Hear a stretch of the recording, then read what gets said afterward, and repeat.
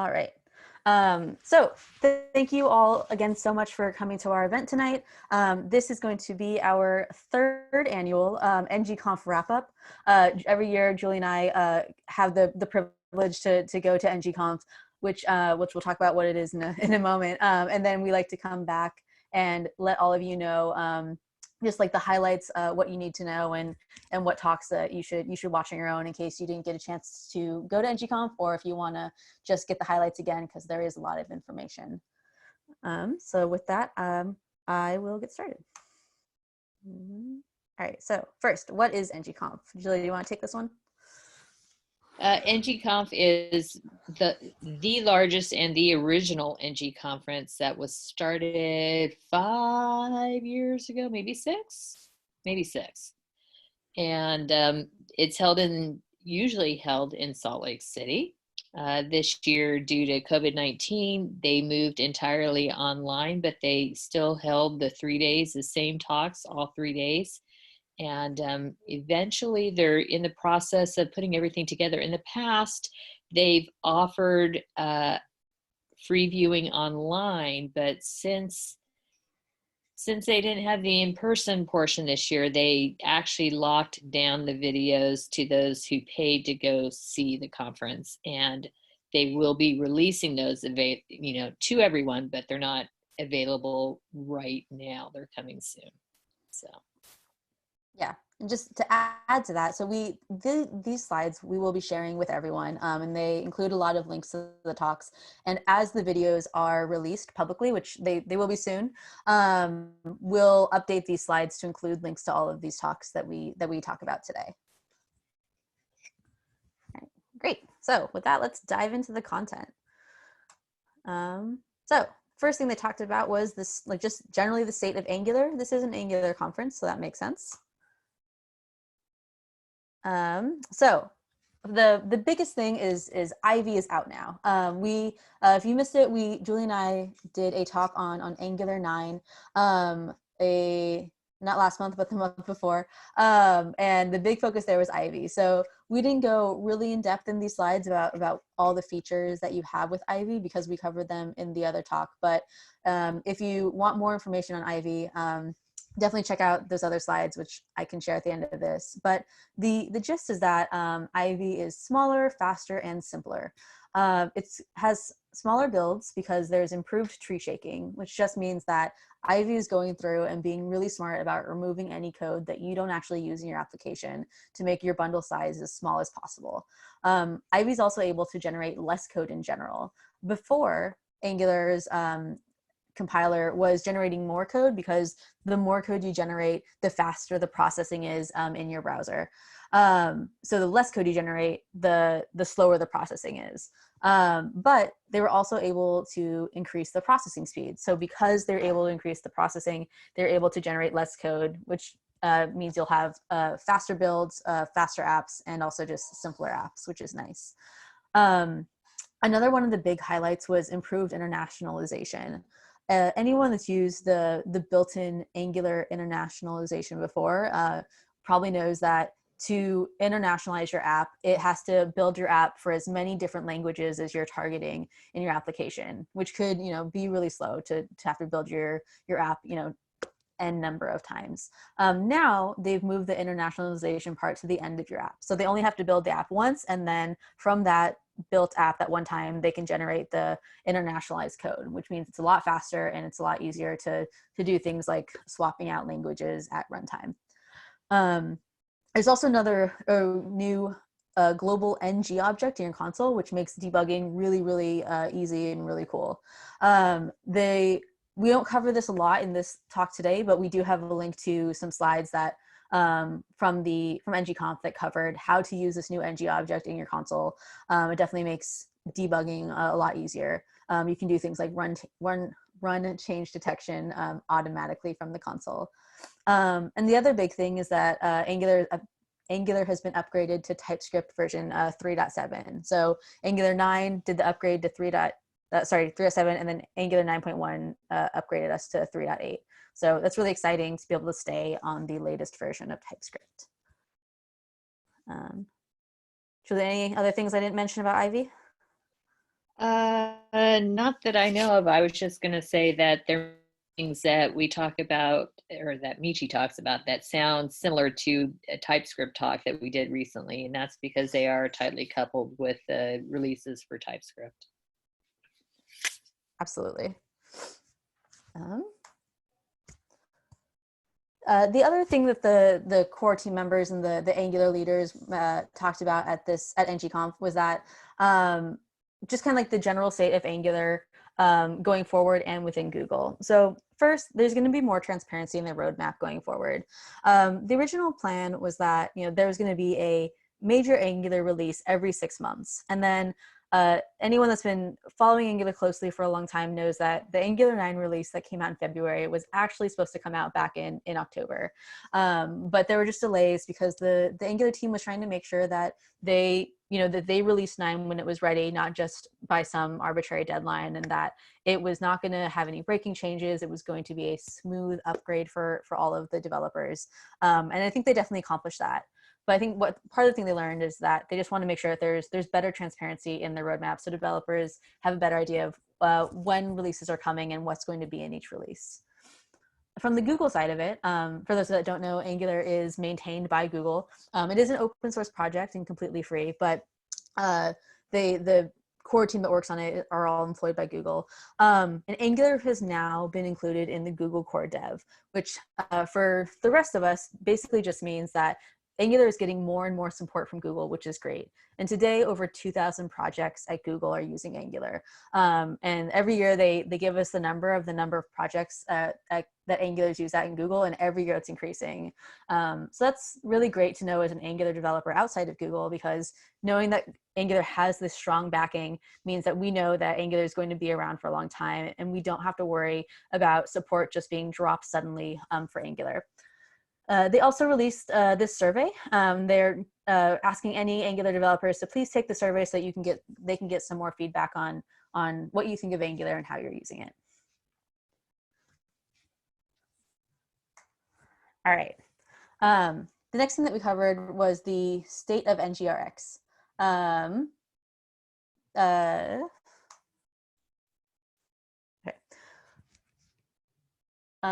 So first I talked about the history of NgRx. Originally, this library is meant to hold just general reactive Angular tools. And it was going to have the NgRx store and NgRx component, and there was the NgRx router, and it was just going to be anything reactive and Angular focused was going to be held in the NgRx library. And then the NgRx store took off and it got really popular. And the NgRx router was actually folded into Angular directly and is the Angular router that we all know and use today. So because of this, the NgRx team really just focused on the store and just making sure that it was a really great, solid library. And which sort of meant that they ended up becoming known for only being the store. A lot of times, and I myself am guilty of this, if I refer to NgRx, I'm really just referring to the store, and I'm referring to the Angular implementation of the Redux pattern. But the NgRx team has always intended to be known as more than just the store. And they are now ready to start focusing on general reactive tools again. So I think that's really exciting because I know that the NgRx team makes great tools. Their debugging kit is fantastic, but I don't personally use NgRx. So I don't get a lot of the benefits from the store. And I always know that they're building these great tools that I want to use. So I'm really excited to see all the components and all the tools that they're going to be coming out with soon. So the speaker that gave this talk was Mike Ryan. He's one of the original creators of NgRx and one of the core maintainers today. The links to his slides were not publicly available right now that I could find, but I will update this slide with a link to his talk once it's posted online. So if you use NgRx and you're interested in what's coming and what's new in NgRx, you'll have a link to that slide. Julie, anything else on NgRx I didn't mention? Nope. All right. Great. So that brings us to the state of RxJS. Julie, do you want to take this one? Do you want me to cover RxJS?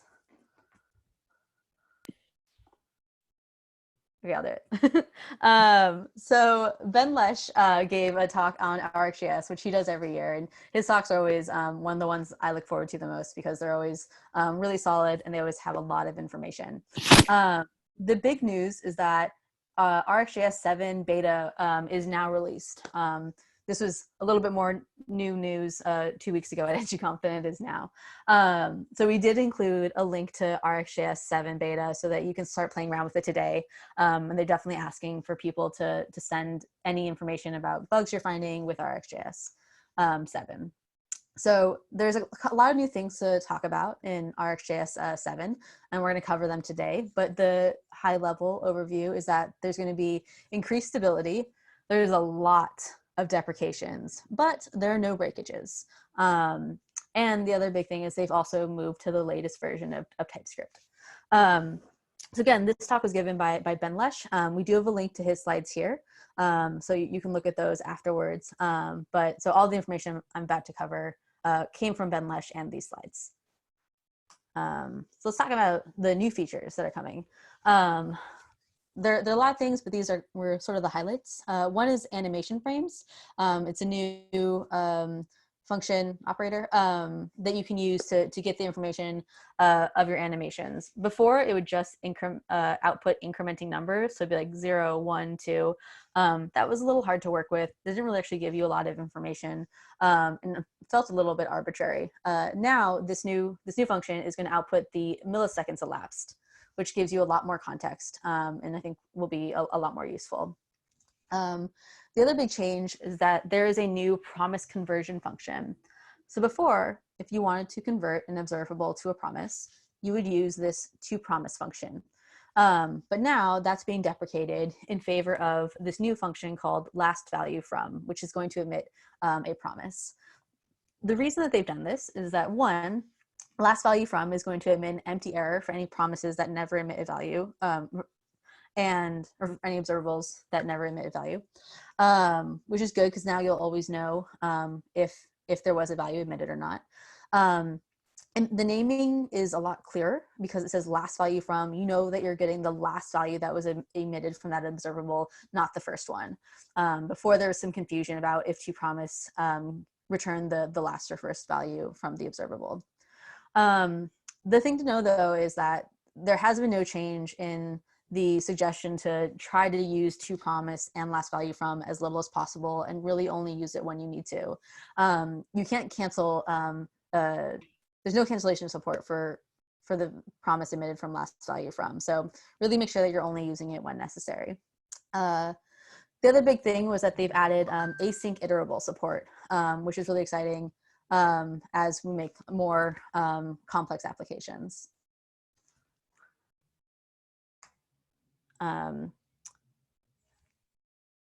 There were a couple other new things that they added in that were features that they wanted to add to RxJS, and then they sort of took a step back and realized that maybe these didn't actually make sense in RxJS itself, but they had put in a lot of work and they still made these libraries public or available to the public, which is great. So the first is RxJS for await. This is a library for making RxJS support async await for await loops using the new async iterables. The next is IXJS, which is just, again, another asynchronous library. The big thing to be aware of here is that neither of these can be used in zones, so they're not very useful in Angular itself. They're more useful for people that are developing with Node.js. So we're not really covering these in detail tonight, but did want to add the links to be aware of that in case you use async await a lot in your code and you want to use observables with that. Definitely check out these libraries and see if this is something that would help you in your code.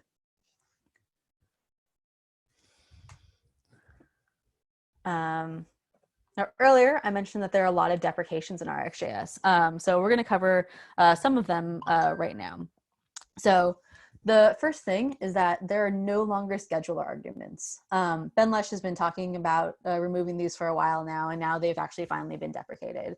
So if you were using a scheduler argument before, now you should be using scheduled or observe on instead. They've also renamed a lot of the operators that we use to add the word with to the end. And the main thing here was to avoid name collisions, because a lot of them have very generic names. So some examples are, we had operators zip, combine latest, and merge before. And it's really easy for something like merge or zip to have a name collision with some other export from another library you're using. So now they've changed it so it's zip with, combine latest with, and merge with. This is not the exhaustive list of all the things that have been changed, but Ben's talk did have a list of them. So if you're interested in that full list, definitely check out those slides that I linked before. The other big deprecation that I think will affect probably the most amount of people is that they've deprecated some of these subscription method signatures. So before, you could call .subscribe in many different variations. You could pass in an observer. You could pass in a single function that acted as a callback. You could pass in 3 functions, pass in 2 functions. You pass in like null and then a function and then null if you only want to handle the error case. And all of those different variations made code a little bit less readable and also made maintaining that signature really difficult because there are a lot of edge cases they had to handle. So now they've simplified it and they've deprecated all of the method signatures that didn't take just a single argument. That's how I think of it to make it easier. But the other way to think of it is if you do .subscribe, you can now pass in an observer object, which is just a JSON that has either next, error, and or complete as the properties with a callback assigned to each one of those properties. Or you can pass in a single function that acts as the callback for next if you just want to handle that happy path. You don't need to worry about the error case or the complete case, and you don't want to wrap it in a function.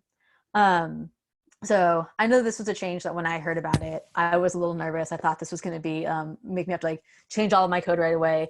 Luckily, it's not. It's not nearly as bad as it sounded originally. And again, it's just deprecated for right now. So your code will still work no matter which subscriptions method signature you were using before. You want to make sure that you update before version 8. Which brings us to the main point, which is that all of these deprecations, everything I've listed here and all of the other deprecations in version 7 are going to be formally removed in RxJS version 8.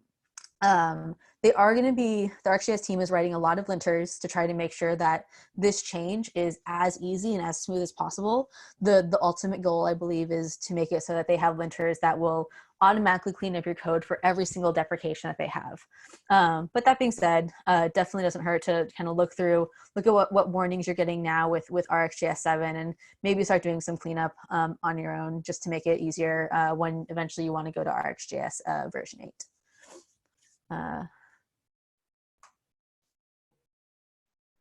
Julie, did I miss anything with the general RxJS stuff? I've got to be honest, we don't use RxJS a lot at Teradata, so I'm not all that familiar with everything that's you talked about. Fair enough. So I wouldn't know if there's anything that you missed. In that case, I'll just assume that I covered it all wonderfully. Okay, so we have one other RxJS topic that was covered at Angular at ng-conf, and that is a talk on higher order mappings. So this talk was done by Deborah Carrata. I feel like I'm going to say this a lot during this presentation, but Deborah Carrata is also someone that I always look forward to her talks. She does a really great job of any talk she does of breaking down complex topics into a really easy to digest and easy to understand way. So again, all this information comes from her talk. The links to her slides are here. She also has a lot of really great Pluralsight courses if you're interested in learning more about RxJS or Angular. But her talk this time talked about higher order mappings, which was not a term, to be honest, that I knew on its own before. So a higher order mapping is a mapping that transforms each emitted value to an observable.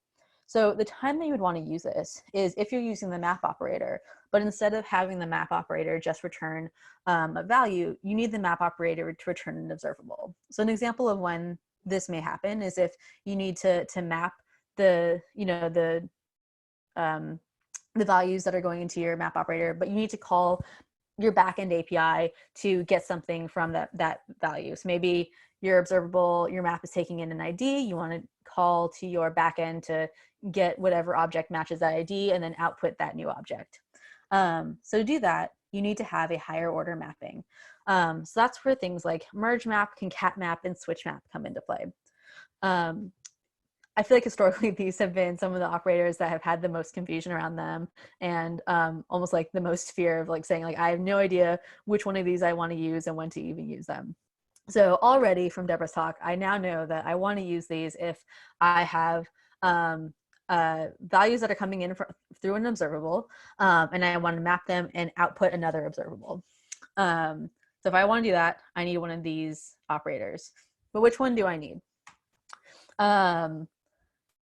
She broke down every single one of these operators and gave a really detailed example of how to use it and when to use it, along with some great animations. So I'm going to try to condense all of what she said in the next 3 minutes of talk. So the general thought was that, or the general overview is that merge map should be used if you want to process items in parallel, and specifically order doesn't matter. So in this case, say you have your merge map, you have item 1 comes in, and then while you're processing item 1, item 2 comes in. And then you start processing item 2, and maybe you finish processing item 2 before item 1 is finished. You'll emit the observable for item 2, and then you'll emit the observable for item 1. Because they're being processed in parallel and in order doesn't matter. It's really whoever finishes first is going to be outputted first. But anything that comes in will have an output. Concat map you want to use if order needs to be preserved. So in this case, or in the case we had before, you have item 1 comes into concat map, and then item 2 comes in. If item 1 has not finished processing and been emitted yet, it's just item 2 is just going to sit there and wait until item 1 is finished. So item 1 will get processed, that value will be emitted, and then item 2 will be processed and that value will be emitted. So again, key thing to remember here is that order is preserved, but everything will be processed. This is something that you definitely want to use if you're processing data, because normally if you're processing some sort of data, you want to make sure that each item of data is processed in the order that it was received. And then the last one is switch map. So switch map is going to immediately cancel any prior requests whenever a new one comes in. Let's look at our example that we had before again. So you have item 1 comes in. As we're processing it, item 2 comes in. You're going to immediately stop processing item 1 and start processing item 2, and then emit whatever that value ends up being. This is really useful in cases like type aheads, where as the user keeps typing, if they like pause and then they start typing again, you really only care about whatever that last string was that they typed in their type ahead. Any other strings before that, you don't need to process because only that last one matters. So that's a really great case for using a switch map. So yeah, if this sounds at all interesting to you, I highly encourage you to check out her talks. She just did a fantastic way of breaking this all down. Great job channeling Deborah. I try to do that every day. All right, so next was strict template type checking. That was a pretty, there are a couple talks on this. Julie, do you want to handle this one? No, you're doing such a great job. All right. So Angular 9 has a new template type check added, which was called strict. Before Angular 9, you had 2 different versions of template type checking. There was basic and there was full. Template type checking is done on your HTML templates, and does things like making sure that the functions that you're calling, that your types match there, or that, you know, when you're doing a for loop, that the types that you're expecting are the types that you have in your template. With basic type checking, you basically have no type checking. It's pretty basic. Like there's not really a lot of safety net there for you. It's gonna allow you to write a lot looser HTML, but there's probably gonna be more bugs that fall through the cracks. With strict, they added in a lot more checks. Sorry, with full, which they also again had pre-Angular 9, they added in a lot more checks, but there were still a lot of situations that weren't covered, like native DOM elements and events. With this new version, strict, it has a much greater level of error checking, which means you have a much tighter safety net. There's gonna be very few errors that you can type in your template that will get through the cracks anymore. So we're gonna do a brief overview of all this, but again, this information is coming from two different talks. One is The Phantom of the Template Error by Brian Love, and the other was Stronger Type Checking in Templates with Ivy by Alex Rickabaugh. Unfortunately, neither of these slides were available publicly that I saw, but I will, again, like I said before, update these slides with the links to their talks once those talks are released publicly. So the first piece of information that I found really useful, interesting, was that Brian said that they did a study and found that 15% of runtime bugs that were found in a project that had no types could have been caught with TypeScript. So this means that if you are fully typing your templates and your TypeScript, you just have there's a lot less runtime bugs that you're going to find, which means a lot more time for coding those features that you're excited about and less time coding fixing bugs. So again, this covers these bullets here are talking about those 3 different template checking modes. There's basic, full, and strict. So the biggest thing here is that it's highly suggested that everyone move to this strict type checking if you want to have just, really the greatest safety net that there is in Angular. But it can be hard to move to strict. You're going to get a lot of errors along the way, probably errors that you didn't even know were in your HTML to begin with. Some are going to be a little bit benign and some are going to be more serious. Brian and Alex both had a great suggestion on how to migrate. So the first thing is that turn on strict mode, turn on the most rigid, restrictive mode that there is, and see what your errors are. Kind of get an idea of what the state of your app currently is. And then you can make a plan to how to fix the errors. Maybe your plan is, oh, there's not so many errors. I can just fix them all today in one go, and that's fine. Or maybe you have your current work schedule is such that you can take a couple days off and just fix everything all at once. If that doesn't work for you, the suggestion is to go back to basic or whatever version you were on before. Make sure you fix any errors that are there. And then when you have time, bump it up to full, fix any errors that you see in full. And then again, once you have time again, go to strict and fix those errors. So really just taking it as an incremental approach and only taking on as many errors as you can handle at that moment. The nice thing about strict is that there's also some flags that you can enable and disable to make your migration easier. So if once you turn on strict, there's just an overwhelming amount of errors. Look at the flags that there are in the Angular documentation and see if disabling some of those will remove some of your errors and make your migration easier. And then you can re-enable those flags over time, again, when you have time to make these changes. Because even if you can't get all of the errors fixed in strict mode, but you can turn on strict mode with some of the flags disabled, that's still better than being at full mode. You're still gonna be catching more errors. And incremental progress is better than no progress at all. Another big theme was talking about analyzing your bundles. I think this was a really big theme for Angular, for ng-conf this year, because one of the biggest changes in Ivy wasn't new features in Angular or new exciting tools for the developer to use. It was really more about those under the hood changes, tweaking performance, tweaking bundle sizes. And they want to make sure that developers have the tools they need to analyze their bundles and see how Ivy is helping them and see how they can change their code to take advantage even more of smaller bundle sizes and everything Ivy can provide. So there are a couple suggestions here. One was to use a tool called Source Map Explorer. This was really interesting to me because previously they talked about using Webpack Bundle Analyzer to analyze your outputted code from the Angular compiler. But it turns out that I guess Webpack Bundle Analyzer doesn't properly analyze Ivy builds and has a tendency to mark code as retained even though it was removed by Ivy. So this was the biggest thing, which is start using Source Map Explorer to look at your bundle sizes. The other great thing was Igor broke it down and gave a good walkthrough of how do you actually use Source Map Explorer to analyze your bundle sizes and not only analyze, but make changes and make improvements. I think this was really helpful because I know I've run Webpack Bundle Analyzer in the past and you look at it and there's a lot of boxes on your screen. It can feel a little overwhelming and you don't really know where to start. So Igor gave a great breakdown on where to start and what to do.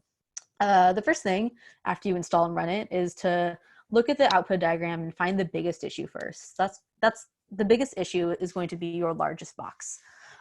So kind of, and that's a big problem because you want to have smaller bundles. That way it's easier to tree shake. You can load smaller bits of code at once, which makes your app start up faster. So look at that large box, make a hypothesis about why that bundle is so large. Test your hypothesis by trying to fix it, and then repeat by going to the next largest box. And basically keep doing this until the diagram outputted by Source Map Explorer is something that you like and that looks good to you. So we gave some other tips about how to figure out like what's wrong with those big boxes. So the first thing that you should always ask yourself is, are you importing anything you don't need? Most bloat and most problems are actually going to come from just including too many third-party libraries. So see if maybe you're accidentally importing a library in some module that you're not using, you don't need, or if there are other options that you can do, other libraries that you can use that are smaller. Try to make sure that you're only using third-party libraries that are published as ES modules, and avoid libraries that use AMD or common.js because the Ivy can't tree shake those, which means that you're going to have more bloat right out of the box. Another thing to be aware of is just, for the Angular box, and I think in general, most third-party libraries, if you decide that, yes, you want to keep that library and it's part of your app and there's nothing else you can do, is, don't worry about them too much. There's really nothing you can do to reduce the size of those third-party libraries, unless, they take open source contributions and you can help them restructure their code. But especially for the big players like Angular, AGGrid, Angular Material, like those boxes are basically what they are, and they've already been trimmed down and they're as performant as they possibly could be.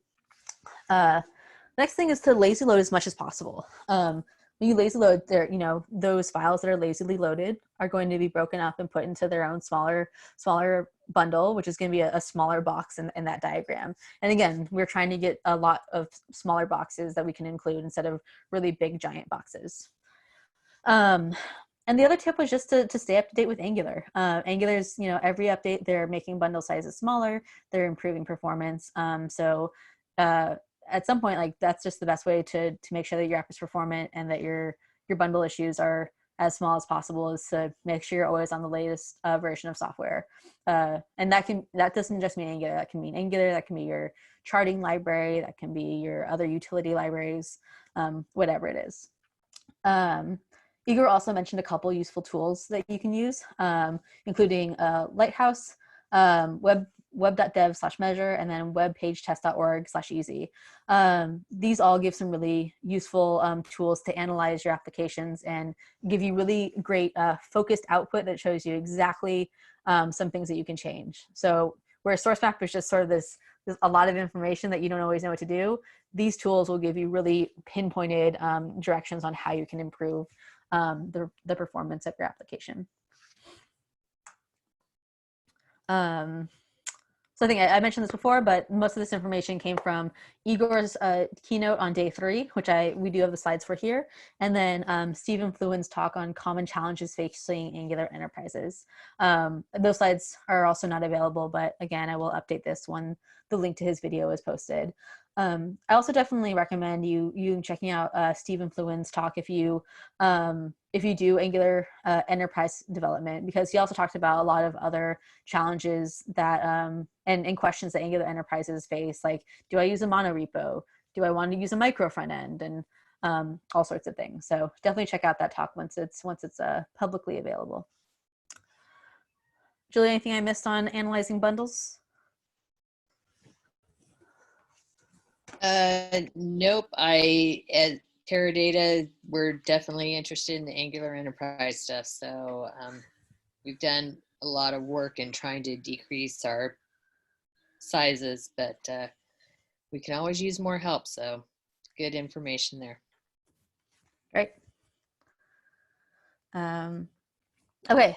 Again, with this strategy of increasing your performance for your applications, another one of the great talks was John Papa's talk on preload strategies.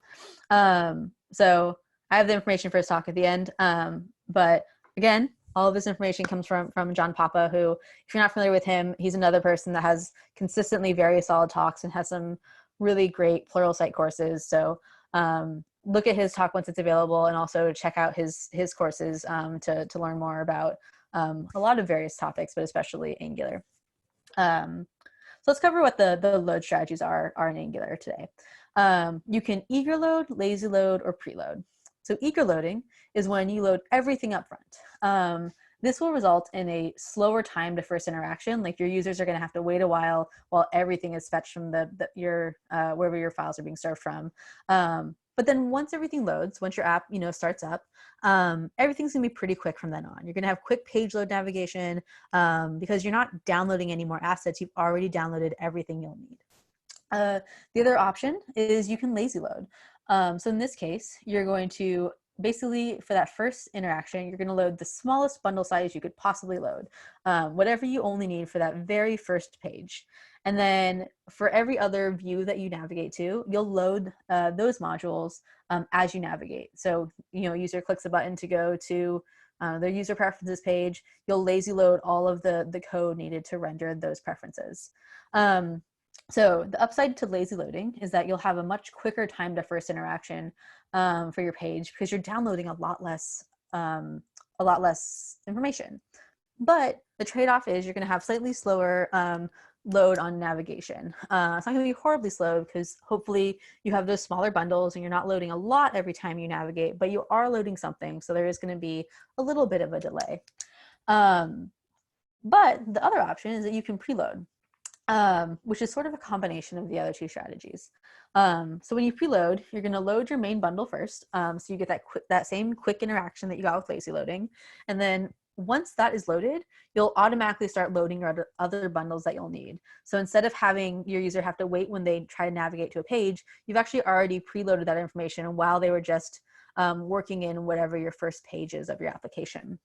So the upside here is we have quick time for that first interaction, which is great because you want users to see your page as quick as possible. I think everyone's probably heard the statistics that if your page takes too long to load, users they'll often just leave it. If you have like an e-commerce site, that's not good for you. And then you'll have the other upside is that you'll have quick page load on navigation because again, you loaded those files while the user was just working in your application behind the scenes without them even knowing. And then with Angular, the great thing about preloading is that you get to completely customize what your preload strategy is. It doesn't have to be that you preload everything because that may not make sense for you. You can really fine tune it however you want. Some examples of strategies that you can use is you can have an opt-in strategy where you say, I only want to preload, modules A, B, and C. Like maybe those are my most used modules. Like those are the pages people normally go to, and the other pages aren't used very often. So let's just load those first, and then we'll lazy load the other pages as the user tries to navigate them if they navigate to them. You can also do the opposite and do an opt-out. You can say that, hey, every single page on my application is really used except for this one page. Maybe there's some like obscure settings page somewhere in your application that no one really ever goes to. So you can say, hey, I want to preload everything except for this one specific module. You can also decide based on network speed. So it may make sense that if your user has a really great network speed, that you want to preload as much as possible because you don't want them to have to wait around while they're downloading their files. You're just going to download it right away. But if they're on a much slower network, maybe you don't want to preload so much because that's going to take a longer time for them to download those files. Or you also might decide the opposite. You might decide they have a slower network speed, so let me preload these really important things because there's a good chance they're going to download them, but I don't want to preload the other items because they probably won't use them, and it's just going to, we're just going to be downloading things for no reason on a slow network. The other strategy he gave was trying to predict what you should preload based on the user's behavior. So you can do things like if your application has roles, maybe your user is a manager, you know that most managers like to go check on their employees. So your employees tab is something that you preload, but the other tabs that a manager role doesn't use, they don't go to those very often. So you don't want to preload those. So again, it was a little bit of a vague example, but I think the point here is that you really can fine tune your preload strategy to be whatever works for you and your application. And it's really easy to implement a preload strategy. All you have to do is implement the preload strategy interface. If if you're using TypeScript, it's going to show you everything you need to do, but it's really only a couple of lines of code to get it done. I'm personally am a visual person, and so I know that I like to be able to see code. So John Papa gave a repo that has examples of all of this. So definitely check out this if you like to see examples of code, because I didn't include any in this presentation. And if you're using the Angular Essentials VS Code extension, there are built-in preload snippets. So all of the examples that he gave in his talk and that he has in this blog are just built into your Angular Essentials extension. So to get those, you can just type in a-preload and then in like your control panel in VS Code, and then you'll see it like autofill with all of your options. So there's like a preload network is one of the options or something like that. So it will just automatically give you a snippet of a completely working, completely functional preload strategy, which even if you don't use it as is a great base to start working off of. So his talk was called Preload Strategies, Step in Time, Step in Time. And the slides are located here. Side note, the original theme for ng-conf was ng-conf the musical. So a lot of the talks were originally musical themed. And then when they had to switch it last minute to the remote conference, they renamed it Angular Hardwired. But we do see a lot of the talks are still have musical theme names, which is kind of a fun like Easter egg there. Julie, anything else you want to bring up about the preload strategies?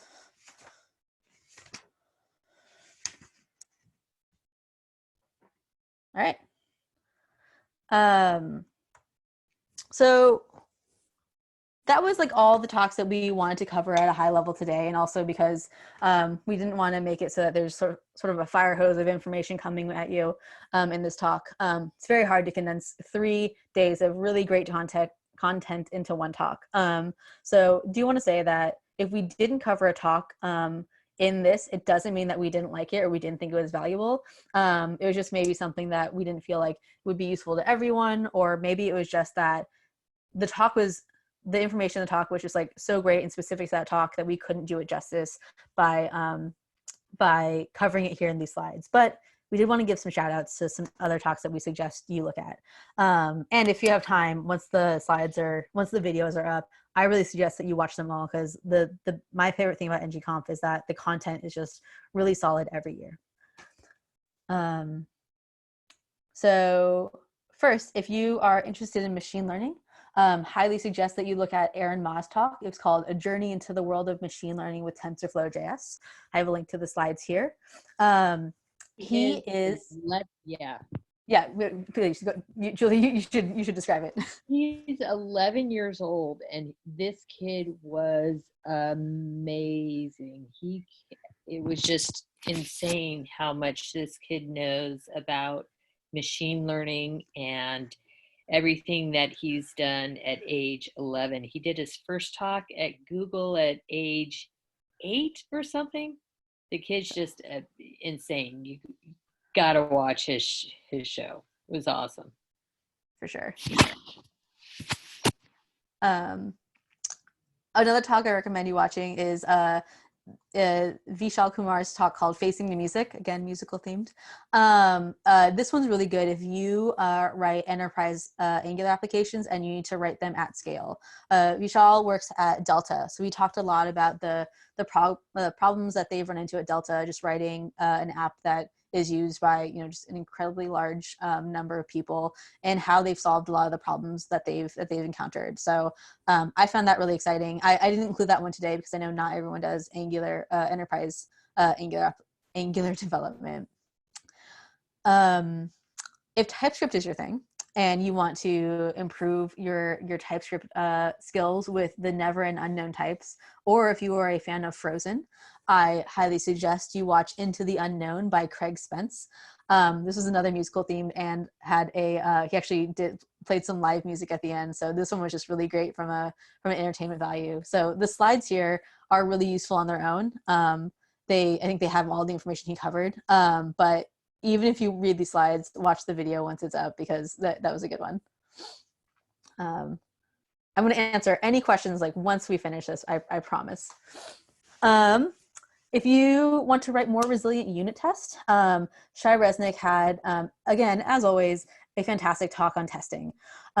So he didn't really have slides. It was really more of a skit with a magician, and there was a lot going on, all very good. So definitely watch his talk once it's available. The biggest thing that I learned from that, besides just better testing skills, was that he wrote this library called Jasmine Autospies, which if you use Jasmine for testing, just allows you to create a spy from a class. So I know a lot of times if I'm creating a spy, I have to go and I'll use, the create a spy object, and I'll add all the functions that I'm using in my component or in my service, and then my test will run, and then later I'll change my code, and I'll use a new function in whatever I was creating a spy for, and then I have to go and update my spy, and it's a little tedious. If you use his Jasmine Auto Spies function, it will do all of that hard work for you just automatically, which is really great. If you need to improve your Angular forms, or if you want to start using some of the more complex features there, definitely check out the controller container in I by Jennifer Wadella. If she also had some really great Animal Crossing references, so if that's your thing, that's another good talk for you to look at. So slides are available here. And then we sort of teased this earlier in the talk. If you want to learn more about that new debugging tool in the dev console, that ng, look at Anthony's slides here. It's called Debugging Like a Boss with Angular 9. This was honestly something that I originally wanted to cover in these slides, but it was one of those situations where I felt like the way he broke it down in his slides, and you kind of need a lot of the visual examples, this is just a better way to look at this. So this new tool they've added definitely makes it a lot easier. And this is duplicate information. We've included a lot of resources in these slides. I'm going to include a link to these slides in the Meetup page, so you'll have a link to them. And if you want a link to that Angular 9 musical parody of Bad Guy, Julie's included the link here for that. So definitely check that out, because I think it was a great parody. Julie, anything you want to add before we start taking questions? Nope. All right. In that case, does anyone have any questions that we can answer? Where will our slides be posted? So I will post them in the Meetup as a comment in the Meetup. I'll do that right after we finish our Meetup tonight. I will also tweet them out from my personal Twitter, which is at it's MMMMICHI. It's like Michi. And we'll tweet them out from the Angular San Diego Twitter account, which is at AngularSD. So you'll have many different places that you can access these slides from. Oh, Julie also already answered that question. Where should we look for the ng-conf videos once they get posted? So I would say the best thing to do is to follow like Frosty and the ng-conf Twitter handle if you're on Twitter, because I think that's where it's going to get announced first. I think they're going to be somewhere on YouTube, probably. They're normally somewhere on YouTube, but they did say something about creating their own self-hosted site this year, so it might get posted in a new location. But I absolutely promise that I will put a new comment into this Meetup, and I will update these slides with links to the ng-conf videos once they're public, which I really think it sounds like it's going to be in the next week or two, so it shouldn't be too long. Right. Thanks, Art.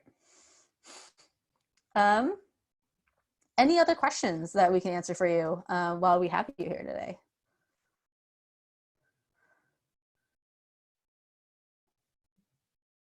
All right, great. Well, then I would like to wrap up by saying thank you, everyone that attended our remote meetup. I think we forgot to say this earlier, but we do have the Angular monthly meetups on the third Wednesday of every month.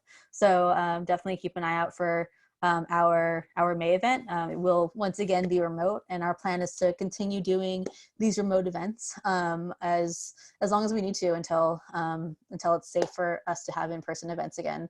We definitely don't want to rush having in-person events until it's safe for everyone, because we really care about everyone's health and safety. If you want to know more about our events, please follow us on Meetup for San Diego JS. There's a San Diego JS JavaScript Meetup page for Women Who Code San Diego. It's Women Who Code San Diego, and there is an Angular San Diego page, but we are going to be shutting that one down soon because we've merged with San Diego JS. So don't follow us there. Women Who Code San Diego has a couple events coming up, including our interview prep this Saturday.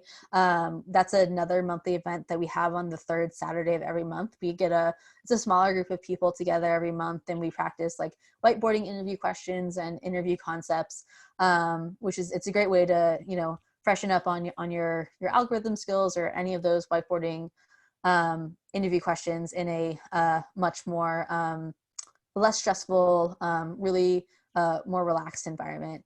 So I think we already have a waitlist for that one, but definitely if you're interested, please join the waitlist and look out for that on the third Saturday of every month.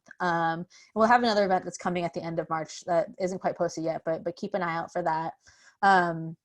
Women Who Code San Diego is also, we're dedicated to trying to do as many of these remote events as we can. And then again, for Angular San Diego, for Women Who Code San Diego, please follow us on Meetup. We're also on Twitter and on Instagram, both at WW Code San Diego. And yeah, we also have a Slack channel. So if you want information on our Slack channel or our newsletter, please let me know. I'm happy to give you that information so you can follow us in that way as well. Julie, do you have anything for San Diego JS? I believe San Diego JS has a Vue meetup tomorrow night. I'm pretty sure it's online. It doesn't show up. It shows up on their website, but it shows up at an actual place. And I'm pretty sure that's not right. And I believe that it is remote. So if you're interested in Vue, go up and sign for that. And I also think that they've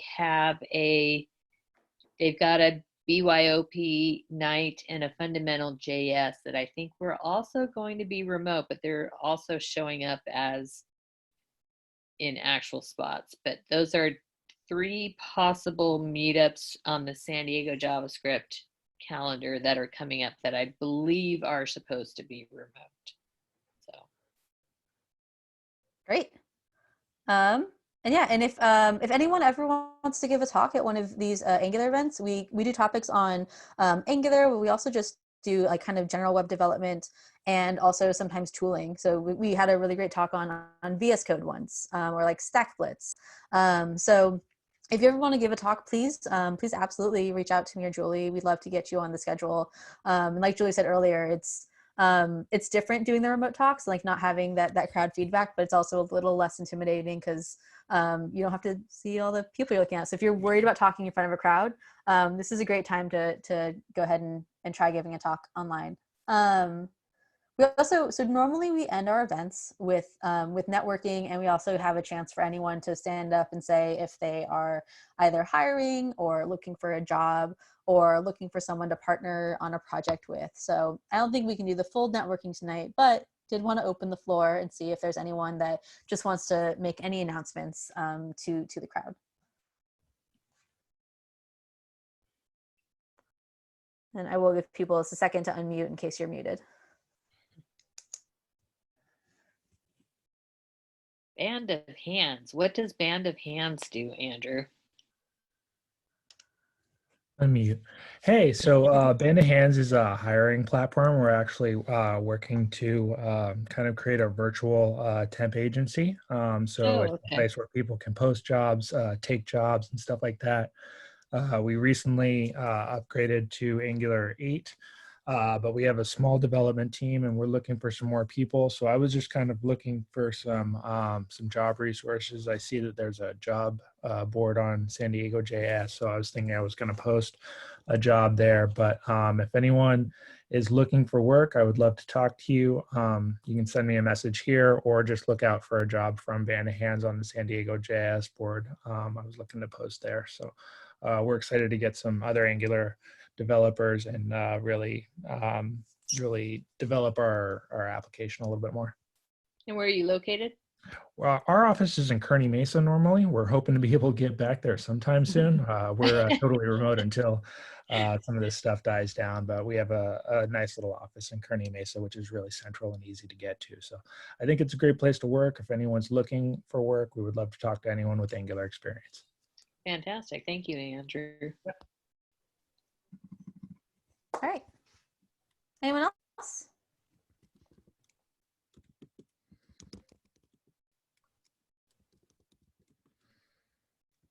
All right, great. Well, thank you everyone again for joining our Zoom tonight.